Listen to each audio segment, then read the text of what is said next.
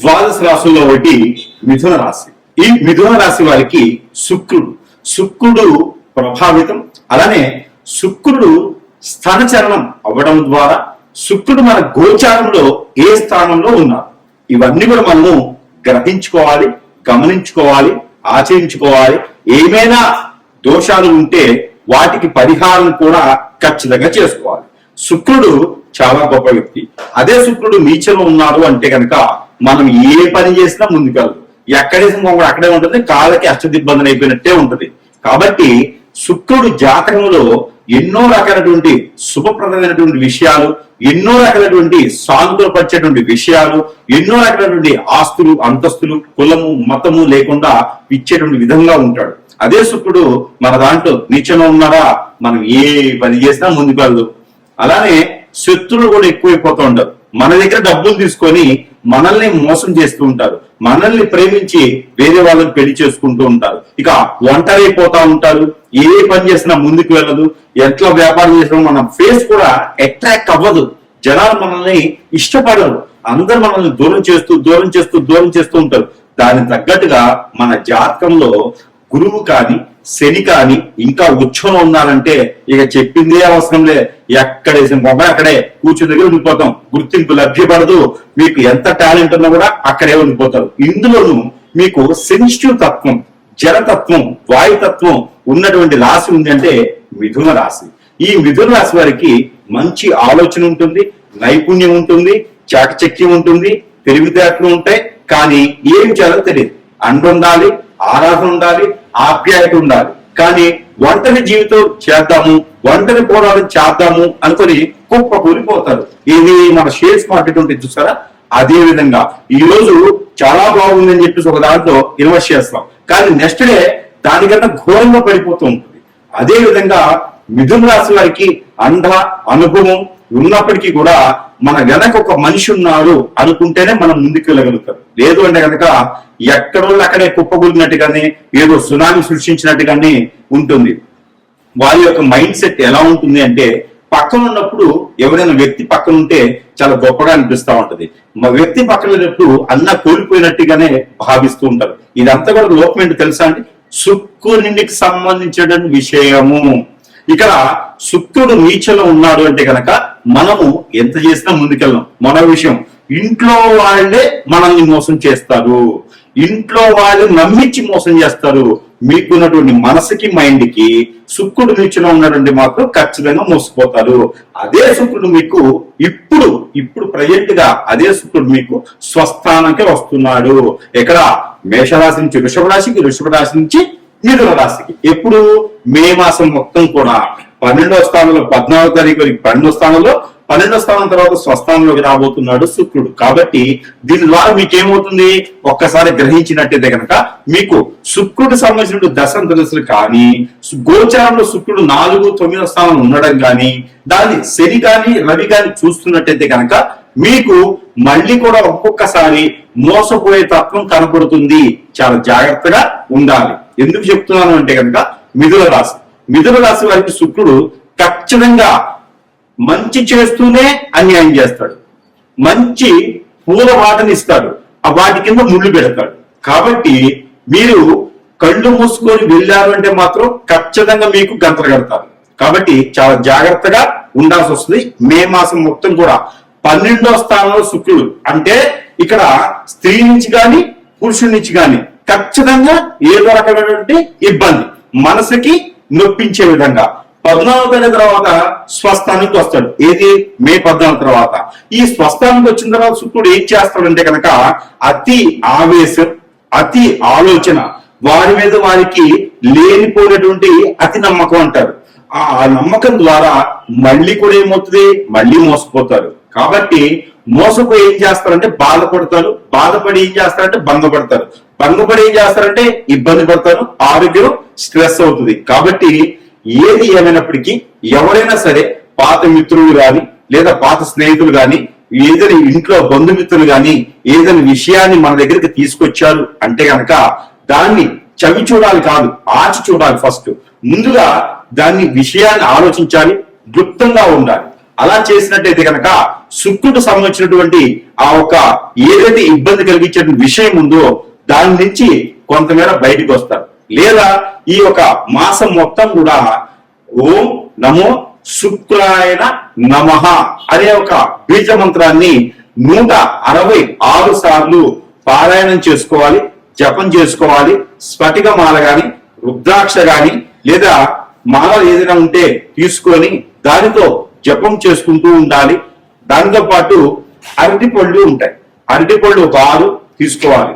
అరటి పళ్ళతో పాటు కాజు, క్యాషనట్, జీడిపప్పు అంటారు, ఇవి ఒక 12 పీసులు తీసుకొని ఎవరికైనా దానం ఇవ్వడమా లేదా శుక్ర గ్రహం మీద పోయడమా చేసుకుంటూ ఉండాలి. ఇలా ఇంకా పరిహారాలు చాలా ఉన్నాయి. దానితో పాటు శుక్రుని గ్రహంతో పాటు మీ జాతకంలో కనుక శని బలం కూడా ఉన్నది. దాంతో పాటు కర్కాటక రాశిలోకి రాబోయేటువంటి స్వస్థంగా ఉన్నటువంటి గురువు ఇప్పుడు కర్కాటక రాశిలో రాబోతున్నారు. దీని ద్వారా కూడా మీకు కొంతమేర ఇబ్బంది కలిగేలా ఉంది. కాబట్టి కొంత మే మాసం మొత్తం కూడా ఎవరైనా చవి చేరినా చెంతకు వచ్చినా మీకు ఏదైనా చెప్పినా కూడా జాగ్రత్త వహించుకుంటూ 1, 2, 3, 4 సార్లు విషయాన్ని క్లుప్తంగా ఆలోచించి ముందు అడుగు వేయాలి. లేదు అంటే మాత్రము మిమ్మల్ని లేపేందుకు కనీసం 4 రావాల్సి వస్తుంది. బీ కేర్ఫుల్ గా చాలా జాగ్రత్తగా ఉంటే చాలా బాగుంటుంది. శుక్రుడికి సంబంధించినటువంటి ఈ రాశి వారు కనుక ఈ చిన్న పరిహారం చేసుకుంటే అదృష్టవంతులు అవుతారు. కొంతమేరైనా ఉపశమనం దొరుకుతుంది. ఆ దాంట్లో ఈ శుక్రుడికి సంబంధించినటువంటి పరిహారాలు ఏముంటాయా, రెనికుల పరిహారాలు ఉంటాయి. అవి ఏంటంటే స్ఫటిక మాల ఉంటుంది. ఈ స్ఫటిక మాల తీసుకొని, అంటే డైమండ్ మాల తీసుకోలేం కదా, అందుకని స్ఫటిక మాల. ఈ స్ఫటిక మాల తీసుకొని 1600 సార్లు ప్రతిరోజు కూడా ప్రతినిత్యం కూడా శుక్రుడు సంబంధించినటువంటి జపం చేసుకోవాలి. మంచం మీద కూర్చొని చేయకూడదండి, పేటేసుకుని కూర్చొని చేసుకోవాలి. అది గోధుమ కలర్ కానీ అలానే బంగారపు ఛాయలో ఉన్నటువంటి వస్త్రాన్ని కింద పంచుకొని దానిపైన కూర్చొని మీరు జపం చేసుకోవాలి.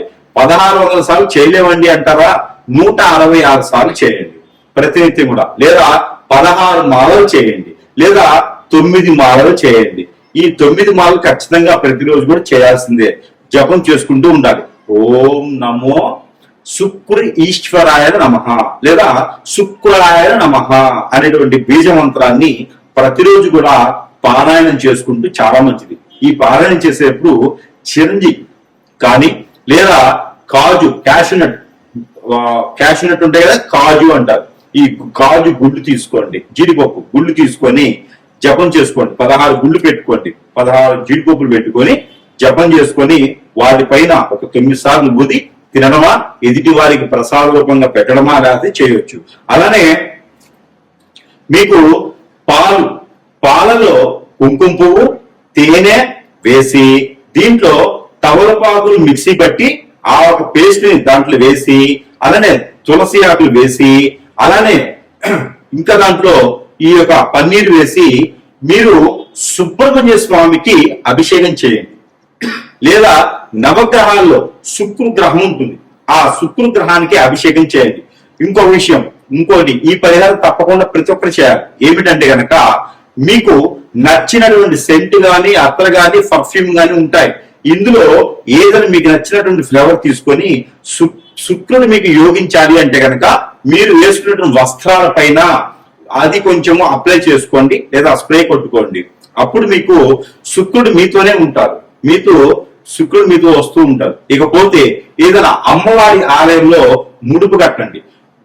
అంటే గోధుమ ఛాయలో ఉన్నటువంటి కలర్తో ఉన్నటువంటి ఏదైనా వస్త్రం తీసుకొని దానిలో జాజికాయలు 2, పసుపు కొమ్ములు 2, అలానే కరక్కాయలు 2, ఒక్కలు 2, తమలపాకులు 2, ఒక 56 రూపాయల డబ్బులు, ఒక కొబ్బరికాయ, అలానే మీకు కుంకుమ పువ్వు కొంచెం 10 గ్రాములు, కుంకుమ, పసుపు, గంధము ఇవన్నీ వేసి ముడుపు కట్టండి.